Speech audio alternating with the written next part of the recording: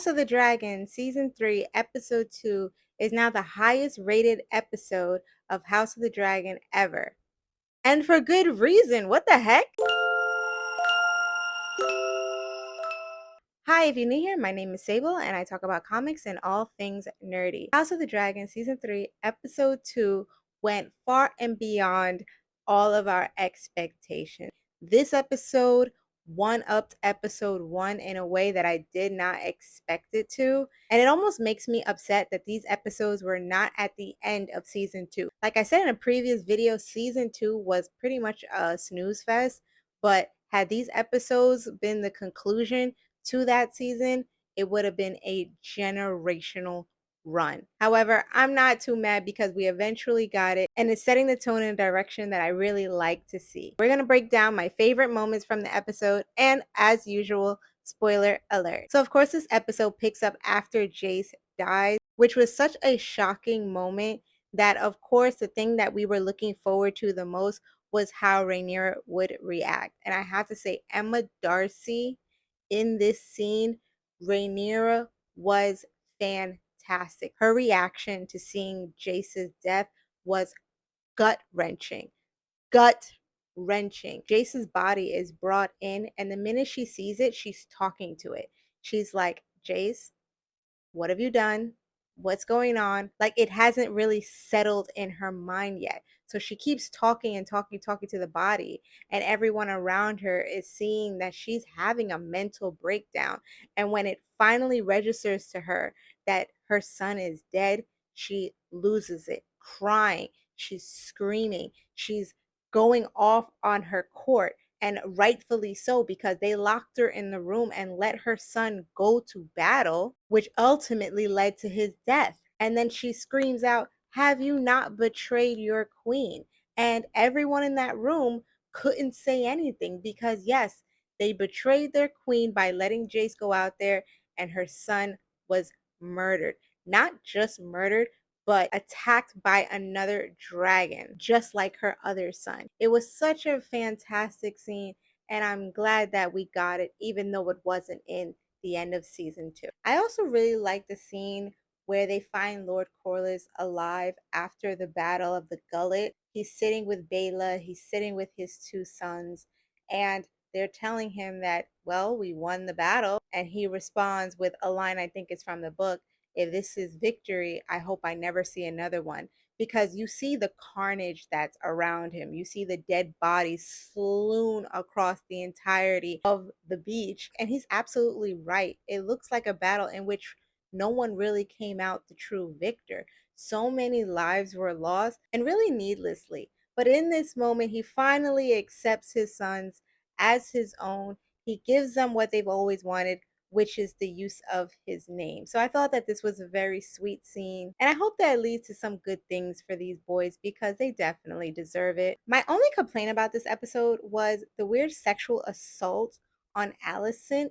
I don't know why they like to put her in these weird situations, in these predatorial situations, but for her to be the mother of the king and yet treated so flippantly, treated so roughly, so harshly, it's very, very strange. So Lord Wilde kind of gets a hint that Alicent is plotting against King's Landing to basically let Rhaenyra and her dragons in, and he takes it upon himself to confront Alicent.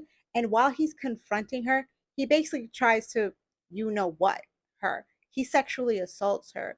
And right before he's about to do the maester comes in and shuts it down. And I was so grateful for this scene ending because it was just making me uncomfortable. Like I said, I find it weird that we keep trying to assault Alicent in this way, whether you're team green or team black.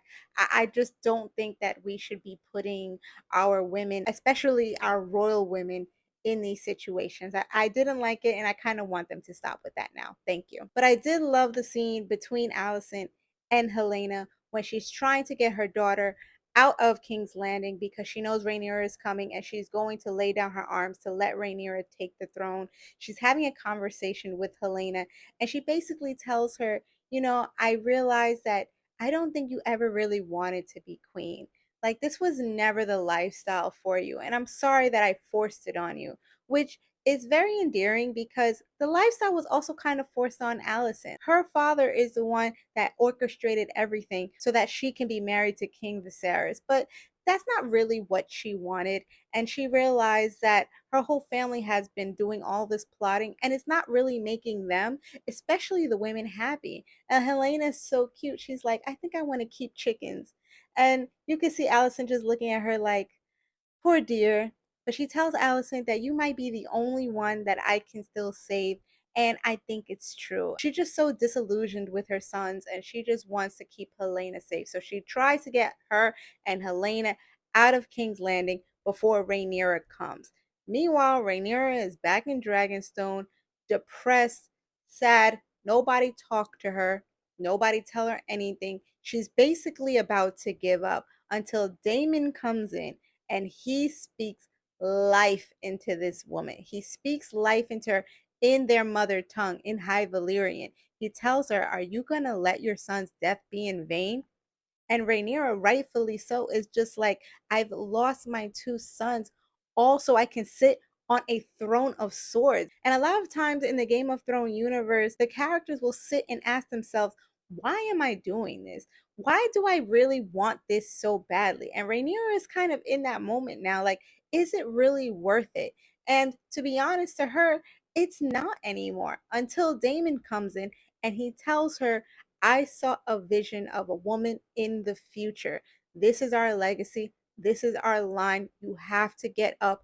There is something worth fighting for. And even though this is an endearing moment, it pisses me off because if you watch Game of Thrones, you know what happens and you know what happens to Daenerys, but still, in this moment in time, she is still the chosen one. She is still the one that the Targaryens are fighting for. Rhaenyra musters up the courage to get up with Daemon by her side, and they're going to go take King's Landing. Now they're asked Daemon, you and what army? And Daemon's like, she has me. That's all she needs. And I was like, yes, speak up for your woman. Damon is the one that's going to get it done. When she said, I want to know who killed my son, I want them found, Damon said, it will be done, no hesitation. And that's what we'd like to see. Rhaenyra and Daemon, along with the new Dragon Riders, ride off to King's Landing, and Alicent keeps her word. She has the guards let down the gates and let them in. And so they come in, and even though there's a bit of a kerfuffle that Daemon shuts down, beautifully, by the way. They walk right in, and Rhaenyra is able to take the Iron Throne. Now, there is an amazing moment now where Daemon discovers that Otto Hightower, the person that orchestrated all of this, is actually in prison. And he delivers him to Rhaenyra, and he tells Rhaenyra, you're going to have to kill him. You're going to have to be the one to kill him because that is the only way to cement yourself as queen. If you don't do this, they will never respect you. So in the hall, filled with people, Otto Hightower on his knees, Rhaenyra takes the sword and she's crying. She's distraught. She doesn't want to kill anybody. Up until this moment, she hasn't killed anyone. Everyone else has been doing the killing for her, as they should. But this is the moment where now she has to take her first life. And Otto is sitting there and he's like, please just let Daemon do it. And this was so funny. With his last breath, he knows he's about to die. He's like, please let someone else do it so I don't get hacked to death. And Rhaenyra, crying, eyes full of tears, can't see anything, swings the sword and she misses. She does hack him in the back. And this was kind of funny. This was kind of funny. This was amusing, but it was realistic because she wasn't going to get a clean sweep the first time. Hacks Otto in the back. He's like, oh gosh, this is exactly what I did not want. But the next swing Rhaenyra takes, once again, distraught, eyes full of tears, swings the sword, cuts off Otto Hightower's neck. That is the end. Now, I'm surprised because I thought she was going to banish him. I thought she was just going to get rid of him because, once again, she made a deal with Alicent. She made a deal with Alicent, and Alicent kept her part of the bargain. So I thought that she was going to let Otto live as a way of respecting the deal she made with Alicent, because the deal she made was to kill Aegon, not Otto. But Aegon had fled, and Otto is now the only person that's here. So it kind of had to be him, but that wasn't really part of the agreement. However, she does it. She goes and she ascends the Iron Throne, and it's a beautiful moment. Everything that we've worked so hard for, everything that we've struggled to get to. And just as she sits on the throne, who walks in? Alicent and Helena, who were captured by the guards. They are brought in. Alicent, even though she kept her part of the bargain, has now been taken as a captor. She looks down, and who does she see? Dear old dad, head chopped off. And she looks at Rhaenyra, and Emma gives this amazing performance with just the eyes. Rhaenyra is looking at Alicent, and she goes through a slew of emotions in a quick time. At first, she's a little shaky, she's a little sad, her nerves a little bit raw, and when she sees Alicent, it's almost like oh, I wasn't expecting you to be here, so it's kind of awkward. But then Rhaenyra takes a breath, and then she puts her shoulders back, chin up, and she's like, this is what I did, this is what I had to do, I am your queen. And then Alicent has no choice but to accept it. Wonderful episode. Wonderful, wonderful, wonderful episode. And if we wanted to end it here, I would be one happy camper. But of course, we know that House of the Dragon is about the downfall of the Targaryens, not Rhaenyra's rule. So unfortunately, this may be the peak for a long time coming. Rhaenyra may not have any more bright spots moving forward. And unfortunately, we're just going to have to sit there and watch as this dynasty crumbles. But that was my review of episode 2 of House of the Dragon season 3. I thought it was a fantastic episode, and I'm happy to see the direction that season 3 is going. Mwah, chef's kiss, much better than season 2. Let's keep the momentum going. But let me know what you think.